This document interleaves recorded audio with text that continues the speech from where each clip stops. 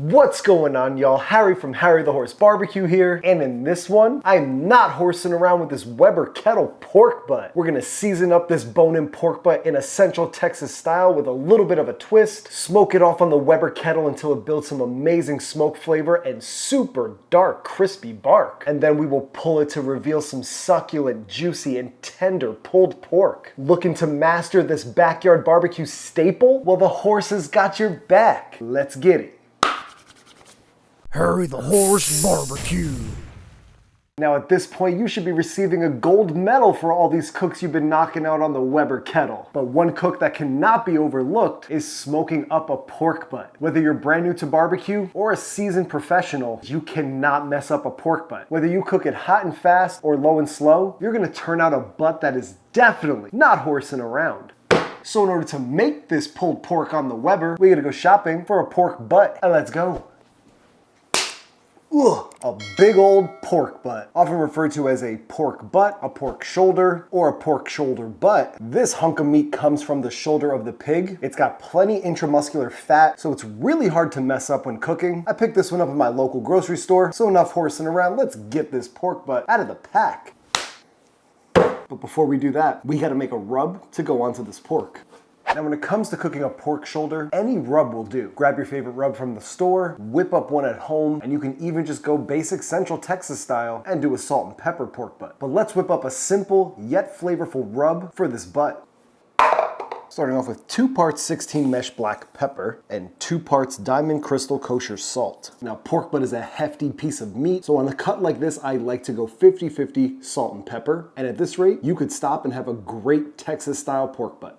But I think pork butt can benefit from a variety of different flavors. So to build upon this, 1/2 part granulated onion, 1/2 part granulated garlic, about 1/4 part of paprika, and that's a really basic pork rub. You could throw 1/2 part of Lowry's into this. Some sweet cheeks from Brad over at Chud's Barbecue would be great in this. But my last little secret ingredient I'm gonna throw into this is about 1/2 part of this hoodoo brown pork rub that I got from taking their barbecue class a while back. So 1/2 part of that going right in. That rub's gonna add a little bit of sweetness, but if you don't have that, some brown sugar or white sugar will do just fine. Give her a mix around.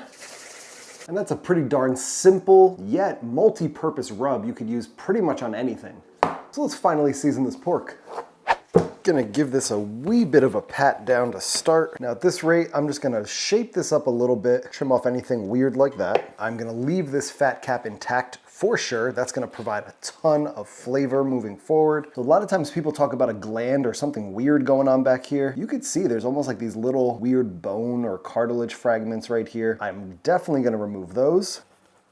A super classic binder is yellow mustard, so I'm gonna go with that today. You're not gonna taste this mustard. It's just a little tacky to help our rub stick a little bit. And you don't want a lot, you just want a light, tacky coating that can go all over the butt. When seasoning anything in barbecue, I recommend taking a handful of your seasoning. Go high above the meat, 12 inches or so, and then just loosely let the seasoning fall out of your hands. This is gonna give you the most even application of any rub on any piece of meat. I'd like to use my hand because in each handful of seasoning, the ratio of all the spices should retain the exact same amounts. Now, an even application is not super important on this pork butt, but this is great practice for when you move up to brisket. What you do want here is a heavy, heavy application of seasoning because we really want to build that bark. That's looking pretty darn good. Let's give her a flip around. Spin and back down. A little more mustard on this fat cap. Back down with our heavy, heavy, heavy coat of seasoning. This is gonna make that fat just taste so good at the end of all of this labor. It's gonna be salty, barky, crispy. Plus it looks darn beautiful coated in this beautiful homemade rub. You can see our homemade rub is beautifully and evenly distributed all across this butt. Big chunks of salt and pepper. That paprika and hoodoo brown rub are going to work to add some nice red color to this meat, and it is going to smoke up beautifully. So this pork butt is all seasoned up and it's ready for the cooker. So let's go fire up the cooker.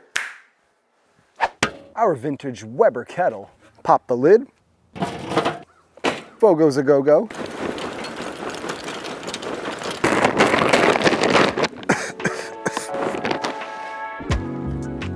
A snake nest. We'll sneak one right in there. I'm gonna go with 3 wood chunks. Just beat these up with my wood splitter. 1, 2, and 3. Now, we just gotta let these coals get hot. We got our pork butt, time to get it on, bone side towards the fire. Something about like that. All right, you can see our smoke is starting to roll, which is perfect time to have this pork butt on. This is a hefty butt and it's pretty close to this fire, so let's add some water into the reservoir.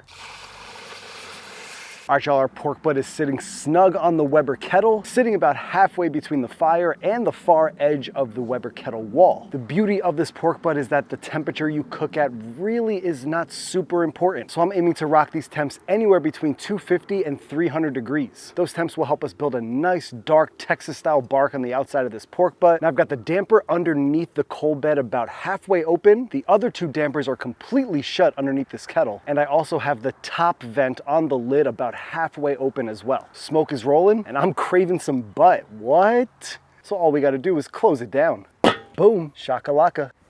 All right, y'all, somewhere around the 5-hour mark of this pork butt, and good Lord, look at this bark. But you can see this nice dark bark all the way around. You can even see where the smoke penetrated, how it's nice and red on these edges. Once again, the Weber Kettle is not horsing around. Now, I did rotate this around the 3-hour mark. Originally, this end was facing the fire. I rotated it to get a little bit more even color, and I think I'm gonna do the same by rotating this edge towards the fire now. But before we do that, let's rearrange this fire just a wee bit. Get all of these coals to one side, more or less. I ran out of Fogo, so I'm gonna add some Jealous Devil lump charcoal, and I'm not mad at these big chunks because now I wanna really kick up these temps to about 275, 300. Let's give this a spritz down with some apple cider vinegar. We're just trying to cool off the edges. And lastly, we just give this a turn. So I'm gonna be a little bit more diligent with spritzing and crank these temps up. Hopefully we'll crisp up that fat, continue to build amazing color, and speed up this cook just a little bit. This cook is so easy, you can actually horse around during it. So at this point, all we gotta do is close her down. Boom. Now this is gonna be the process for the duration of this cook until we wrap. So hang on with me, hit that subscribe button, and I'll bring y'all back for the next phase of this super simple butt. Backyard barbecue's at its finest. I got deer lining up in the backyard for pulled pork. Bye. 7 hours in on this pork butt, and I forgot to tell y'all the most important part of this cook. Drink a beer. If you made it this far into this cook, cheers to y'all. But 7 hours in, you could see that this pork butt is looking beautiful. A dark bark all the way around, a crispy fat cap. Let's wrap this butt up. That butt off the Weber is looking great. Let's foil boat her. If you're unfamiliar with the foil boat, all we basically do is crumble all of the foil towards the pork, and you want this rim of a handle so you can grab it underneath. It's gonna trap all the moisture in, continue to cook this bad mamma jamma at a faster rate while leaving this fat cap exposed, allowing it to continue to render back onto the cooker until we hit about 203 degrees, which is the perfect temp for some tender pork. Back onto the cooker, rock these temps at about 275, 300 until we're done. To go with this pork, let's make a quick little Carolina vinegar inspired sauce. I'm essentially following Wilson's Barbecue's recipe, so shout out Dave, go check out his videos. White vinegar, apple cider vinegar, a little Frank's Red Hot, some red chili flakes, a big pinch of kosher salt, some white sugar, one big squeezer of ketchup, a little mix. That's super tangy, a little spicy. I think it's gonna balance out all that fattiness from that pork. So let's break out that pork and see what it's all about. And after about a 10-hour rest overnight, this pork butt is smelling good and not horsing around. A simple process, but a long time for some pulled pork. Let's see if it's worth it. Save these juices for sure. Our classic test here is the bone pull. Is that bone pull clean? Yeah, pretty darn clean. I like to tear it all in one sitting. That way when I'm eating leftovers, I just have a bunch of pulled pork I can go after. That is tender, oh goodness. Now at this rate, you just wanna mix that fatty bark into every piece of meat of this pulled pork. I like to tear this by hand into some pretty big chunky style pulled pork. I don't want it to be over mixed where it starts to become kind of mushy and shreddy. That is a massive mound of pork. Get a nice little piece of that interior, a little bit of that bark, That is just some really good, simple pulled pork. Now is a good time to reintroduce some of these juices back in, just to keep everything moist and flavorful. Now at this rate, you could take your initial seasoning or any of your favorite rubs and reintroduce it back into some of this meat. So here's our rub we made earlier. This is just gonna add a little more salt, a little more flavor all the way through the center of that pork butt that we weren't able to season initially. And at this rate, you can go hog wild. Get it? Because it's pork. Anywho, feel free to horse around and season this until your heart's content. This pulled pork is so good, I just can't stop. Gotta love when there's a mound of meat in front of you. What? Overall, this took about 10.5 hours, but it's completely worth it to have such amazing pulled pork with minimal effort, and you've got pulled pork for days. This super simple pulled pork is just not horsing around. That Weber Kettle just makes it so easy. Hold your horses. Let's turn this into a sandwich. Start with a handful of pork, a little sauce down on that pork for that flavor. It's gonna cut through that fat. Just get it all introduced. A super simply toasted Martin's potato roll. Take that mound, put it down, crown it with the top. And this is just really simple pulled pork sandwiches that you can deliver to anybody. This is just some simple down home eating that is not horsing around. The fattiness of that pork, the smoke flavor, that salty bark, and then that vinegar cuts right through it. A little bit of heat on that back end, that squishy, buttery potato roll. It's just seriously a match made in heaven. And the flavors are ridiculous. It's just an all-around flavorful pulled pork that's hitting every taste sensation. So stop horsing around and make this. I'm feeling nice and round after this mound of pulled pork, so I'm gonna go sleep this one off and dream of some porky lyrics. Here we go. Whoa, I'm feeling happy like this beaver in this dream. Cool. Smoked the pork, but did it on a Sunday. Smoky flavor, crispy bark has got me saying hooray. Pull it, eat it up like it's a motherfucking buffet. Hit that sub button, thumb it up, you do it for me.